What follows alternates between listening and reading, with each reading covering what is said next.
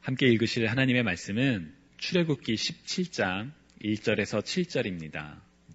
이스라엘 자손의 온 회중이 여호와의 명령대로 신 광야에서 떠나 그 노종대로 행하여 르비딤의 장막을 쳤으나 백성이 마실 물이 없는지라. 백성이 모세와 다투어 이르되 우리에게 물을 주어 마시게 하라. 모세가 그들에게 이르되 너희가 어찌하여 나와 다투느냐? 너희가 어찌하여 여호와를 시험하느냐? 거기서 백성이 목이 말라 물을 찾으매 그들이 모세에 대하여 원망하여 이르되 당신이 어찌하여 우리를 애굽에서 인도에 내어서 우리와 우리 자녀와 우리 가축이 목말라 죽게 하느냐? 모세가 여호와께 부르짖어 이르되 내가 이 백성에게 어떻게 하리이까? 그들이 조금 있으면 내게 돌을 던지겠나이다. 여호와께서 모세에게 이르시되 백성 앞을 지나서 이스라엘 장로들을 데리고 나일강을 치던 내 지팡이를 손에 잡고 가라. 내가 호렙산에 있는 그 반석 위 거기서 내 앞에 서리니 너는 그 반석을 치라. 그것에서 물이 나오리니 백성이 마시리라. 모세가 이스라엘 장로들의 목전에서 그대로 행하니라. 그가 그곳 이름을 마사 또는 무리바라 불렀으니 이는 이스라엘 자손이 다투었으며 또는 그들이 여호와를 시험하여 이르기를 여호와께서 우리 중에 계신가 안 계신가 하였음이더라. 아멘. 주님을 사랑하시는 여러분들께서는 혹시 하나님을 시험해 본 적이 있으신지요? 하나님을 시험하다. 사실 그 표현이 입에는 잘 달라붙지는 않는 것 같습니다. 어쩌면 우리 인식 속에는 너희의 하나님 여호와를 시험하지 말라는 신명기 말씀이나 예수 그리스도께서 광야에서 시험 중에 바로 이 신명기 말씀을 인용하여 대답하신 말씀, 곧 기록되었을 때 주 너의 하나님을 시험하지 말라 하였느니라 라는 말씀으로 인하여 하나님을 시험해서는 안 된다라는 생각이 우리의 머릿속에, 우리의 마음속에 이미 자리 잡고 있는지도 모르겠습니다. 그래서 하나님을 시험한다는 것의 의미에 대해서 생각하기 이전에 먼저 감히 하나님을 시험해서는 안 돼 라는 인식이 우리 안에 있을지도 모르겠습니다. 그러나 무언가를 하기 위해서 혹은 하지 않기 위해서는 그것이 무엇인지 우리는 정확히 알아야만 합니다. 그래야지만 그 무엇을 제대로 행하거나 혹은 그 무엇을 하지 않을 수 있기 때문입니다. 그렇다면 도대체 하나님을 시험한다. 그 뜻은 무엇일까요? 먼저 시험이라는 단어는 무언가를 확인하는 과정을 의미합니다. 예를 들어 우리 학생들 중에 시험을 좋아하는 경우는 거의 없으리라 생각합니다. 왜 싫어할까요? 시험을 준비하는 그 과정이나 또 시험을 치르는 과정이 다 쉽지 않기 때문입니다. 그러나 그러한 불편함과 어려움에도 불구하고 우리는 학생들은 시험을 치러야만 한다라고 생각합니다. 왜냐하면 시험은 우리의 능력이나 수준이 어디인지를 보여주는 척도가 되기 때문입니다. 경우에 따라 시험은 그 사물의 가치를 확인하기 위한 목적도 가지고 있습니다. 예를 들어 자동차를 사기 전에 우리는 매장에 가서 테스트 드라이브, 곧 시험 운전을 하죠. 이 차가 얼마나 만족스러운지, 얼마나 가치가 있는지 확인하기 위해서 우리는 시험을 해보기도 합니다. 또한 우리는 사람을 시험하는 경우도 있습니다. 여러분 혹시 사람을 시험해 보신 일이 있으신지요? 예를 들어 어린 자녀가 어떤 일을 잘 할 수 있는지 없는지 스스로 하게 하려고 옆에서 가만히 지켜보는 것도 사실 사람을 시험할 때 중에 하나고요. 혹은 새로운 사람을 뽑기 위해서 인터뷰를 하면서 그 사람의 됨됨이를 확인하는 것도 바로 사람을 시험하는 것이라고 할 수 있습니다. 이처럼 우리의 일상 속에서 우리는 다양한 경우에 시험을 받거나 혹은 시험을 하며 살아갑니다. 그렇다면 하나님을 시험한다는 것은 도대체 무엇을 뜻하는 것일까요? 오늘 우리가 읽은 출애굽기 17장의 말씀을 통해 하나님을 시험하는 것에 대해 여러분들과 함께 말씀을 나누고자 합니다. 먼저 출애굽기 17장의 배경은 오늘 본문을 이해하는데 매우 중요한 키가 됩니다. 우리가 지난주 설교에서 나누었던 것처럼 이스라엘 민족은 출애굽 후 30일 동안에 참 여러 가지 놀라운 기적들을 경험했지요. 하나님의 말씀에 순종하며 문틀에 양들의 피를 발랐을 때 죽음으로부터 피하는 경험을 했었고 400여 년의 노예 생활로부터 마침내 해방되는 경험도 했었고 또한 진퇴양난의 어려움 속에서 홍해가 갈라지는 것을 경험했습니다. 그리고 우리의 일상의 필요를 채우시는 만나와 메추라기의 은혜 역시 경험했었습니다. 오늘 출애굽기 17장은 바로 지난주에 나누었던 만나와 메추라기의 은혜 다음에 벌어졌던 일들에 대해 기록하고 있습니다. 1절을 보면 이스라엘 자손의 온 회중이 여호와의 명령대로 신 광야에서 떠나 그 노정대로 행하여 르비딤의 장막을 쳤으나 백성이 마실 물이 없었다라고 기록하고 있습니다. 하나님의 말씀대로 이스라엘 지역이 르비딤이라는 지역에 도착하게 됐음을 성경은 설명합니다. 즉 모든 과정에서 하나님의 인도하심과 그리고 보호하심을 경험하면서 르비딤이라는 지역에 도착했던 것이지요. 그런데 여기서 주목할 점은 그렇게 하나님의 말씀에 순종하며 하나님의 말씀대로 삶을 살아왔지만 마실 물을 찾을 수 없는 어려움에 처하게 되었다는 점입니다. 우리가 삶 속에서 하나님을 오해하는 순간 중에 하나가 바로 이와 같은 순간입니다. 우리는 하나님의 말씀대로만 순종하며 살면 우리 삶의 모든 일들이 잘 될 것이라고 기대할 때가 있습니다. 물론 그럴 때가 있죠. 그러나 하나님의 말씀대로 살아도 우리는 병에 걸리고 건강을 잃어버리고 사랑하는 사람을 떠나보내게 되고 혹은 하나님의 말씀대로 살아도 갑작스럽게 닥친 어려움들로 인해 좌절하고 실패를 경험할 때도 있습니다. 우리는 그러한 어려움에 처해 있을 때 혹시나 내가 잘못해서 하나님께서 나를 벌 주시는 것이 아닌가라고 생각할 때가 있습니다. 또 그런 때가 되면 그런 부끄러웠던 일들이, 그런 잘못했던 일들이 머릿속에서 막 떠오릅니다. 그때 내가 그렇게 해서 하나님께서 나에게 벌을 주시는구나. 하나님께서 나를 채찍으로 다스리시는구나 라고 확신하기도 합니다. 그러나 주님이 사랑하시는 여러분, 우리 삶에 일어나는 모든 어려움들이 과거에 있었던 내 잘못 때문에 일어난다라고 섣불리 판단하지 마시기 바랍니다. 또한 내가 잘못했던 그런 일들로 인하여 하나님께서 내게, 우리의 가정에, 나의 직장에, 나의 삶에 벌을 주신다고 섣불리 판단하지 마시기 바랍니다. 우리 삶에 일어나는 일들 중에 어떤 것은 정말로 경고와 사랑의 매일 수도 있습니다. 그러나 그렇지 않을 때도 있습니다. 우리는 그 정확한 원인을 알지 못하기 때문에 섣불리 하나님에 대해 판단하기보다는 우리를 사랑하시는 하나님, 독생자 예수 그리스도를 보내사 십자가의 고통을 당하면서까지 우리를 구원하셨던 하나님의 신실하심을 바라봐야만 합니다. 만약 우리가 신실하신 하나님을 신뢰하는 것을 놓친다면 그 순간이 바로 하나님을 시험하는 때가 될 수가 있습니다. 왜냐하면 하나님의 말씀을 통해 분명히 계시되고 선포된 하나님의 하나님 되심을 부정하고 우리의 생각대로, 판단대로 하나님의 이미지를 만들어 우리를 혼내시는 하나님, 벌 주시는 하나님, 그런 이미지대로 하나님을 끌어내리는 것일 수 있기 때문입니다. 혹은 그 어려운 상황 속에서 우리의 마음이 원망과 불평으로 가득 차게 된다면 그 순간 역시 하나님을 시험하는 때가 될 수도 있습니다. 바로 오늘 본문이 그러한 상황을 잘 보여줍니다. 2절과 3절을 보면 이스라엘 백성들이 하나님의 인도하심에 따라 르비딤까지 왔으나 그곳에서 마실 물이 없어서 원망하며 다투는 장면이 나옵니다.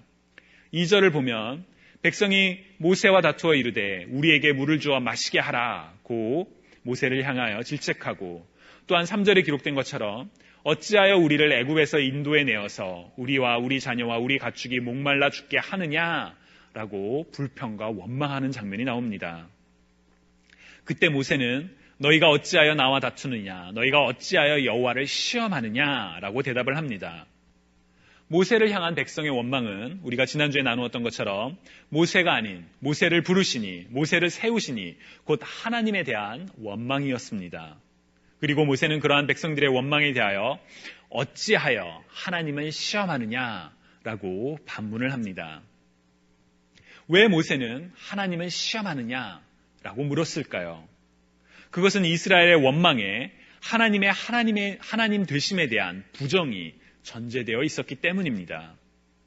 이스라엘 민족을 택하사 사랑하사 애굽의 노예 생활로부터 구원하신 하나님, 마실 물이 없었고 먹을 것이 없었을 때에 하나님의 전능하심으로 말미암아 마실 것과 먹을 것을 우리의 필요를 공급하셨던 하나님을 잊어버리고 하나님은 우리를 고통스럽게 하시는 분이며 하나님은 우리를 죽게 하시는 분이며 하나님은 우리를 괴롭게 하시는 분이라고 그들만의 이미지를 만들었기 때문에 이스라엘은 하나님 앞에서 하나님을 원망했던 것입니다.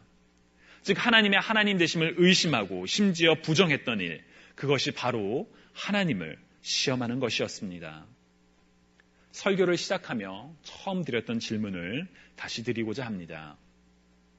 여러분께서는 하나님을 시험해 본 적이 있으신지요?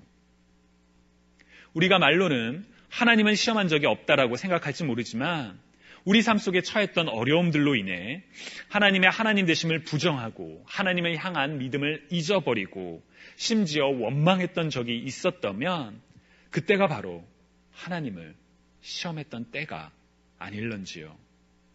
여러분 혹시 그런 적이 있으셨는지요? 예전에 설교에서도 잠깐 나누었지만 제게는 그런 때가 있었습니다. 오늘 본문을 묵상하며 제가 그때 그 고통 속에서 했던 부끄러운 일들은 결국 하나님을 시험했던 것이구나 라는 생각이 들었습니다. 그리고 처음에 나누었던 것처럼 그 행동은 성경에서 구약과 신약을 통해 분명하게 선포되고 있는 말씀, 곧 주 너의 하나님을 시험하지 말라는 말씀을 어긴 일이기도 했었고요. 제 바램은 의도는 분명히 아니었지만 결과적으로 하나님을 시험했던 그 일들, 만약에 여러분들의 삶 속에서도 그러한 모습이, 그러한 일들이 있으셨다면 먼저 하나님께 회개하실 수 있기를 바랍니다. 잘못을 저지르지 않고 살아가는 것이 사실 가장 바람직합니다. 그러나 연약한 우리는 그러지 못할 때가 참 많습니다. 어떤 때는 약한 마음으로, 어떤 때는 본의 아니게 죄의 길을 살아갈 때가 있습니다.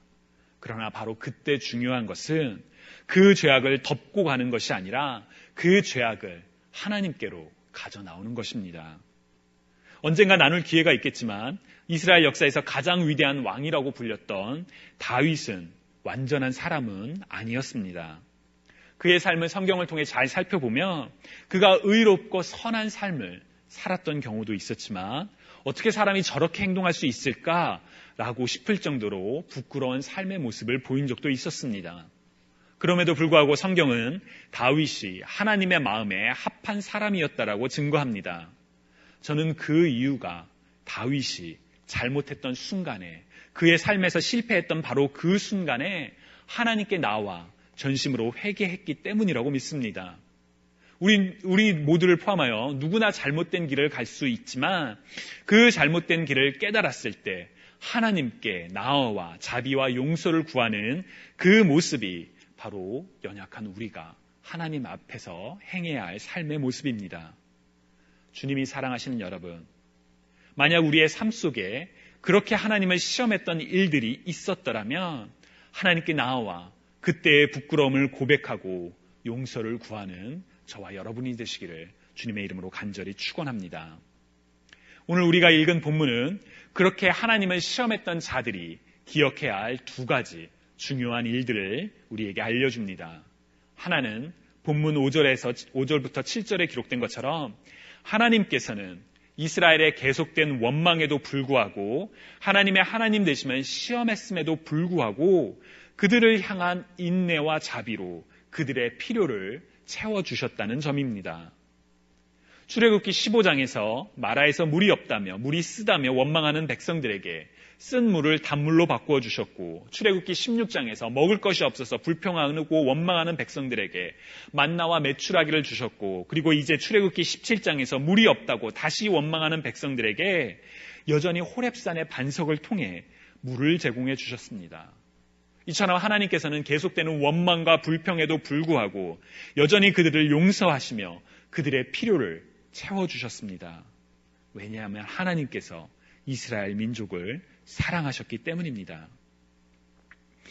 우리들의 연이은 잘못과 실수에도 불구하고 여전히 우리의 죄악과 못남을 참으시고 용서하시는 하나님을 우리가 오늘 말씀을 통해 기억했으면 합니다. 왜 하나님께서 우리를 용서하시나요? 저는 하나님의 놀라운 은혜, 사랑이라는 말 외에는 도저히 설명할 수 없다고 믿습니다. 죄인을 위하여 독생자를 보내셨고 죄 많은 우리를 죄 없는 의인으로 선포하시고 아무런 값 없이 우리의 죄를 깨끗이 씻기시는 하나님의 사랑을 우리는 은혜라는 단어 외에는 도저히 설명할 길이 없습니다. 주님이 사랑하시는 여러분, 우리가 바로 그 사랑을 입었고 지금도 그 사랑으로 살아가고 있습니다. 하나님의 사랑을 받은 자로서 어떠한 삶의 어려움에 처한다 할지라도 결코 하나님을 시험하지 않는 저와 여러분이 되시기를 주님의 이름으로 간절히 축원합니다. 하나님은 시험했던 자들이 행해야 할 두 번째 일은 바로 맞사를 선포하는 것입니다. 오늘 본문 7절에서 모세는 그곳의 이름을 맞사 또는 무리바라고 불렀다고 기록되어 있습니다. 원래 이 땅의 이름은 르비딤이었습니다. 르비딤은 안식, 머무름을 뜻하는 그런 단어였습니다. 하나님의 말씀대로 시내 산을 향하여 가던 중에 만난 안식처가 바로 르비딤이었지요. 그러나 모세는 그 땅의 이름을 바꾸었습니다. 왜냐하면 그곳에서 이스라엘 백성들이 다투었고 하나님이 우리 중에 계신지 안 계신지 시험했기 때문이었습니다. 왜 모세는 르비딤이라는 좋은 이름을 이렇게 부정적인 이미지를 가진 이름으로 바꿨을까요? 저는 그들의 실수를 기억하기 위하여 바꾼 것이 아닐까 조심스럽게 추측해 봅니다. 이스라엘 민족은 마사 혹은 무리바라고 불리는 그 지명을 볼 때마다 그 지역을 지나갈 때마다 과거 그들이 하나님 앞에서 행했던 그 부끄러운 일들을 떠올렸을 것입니다.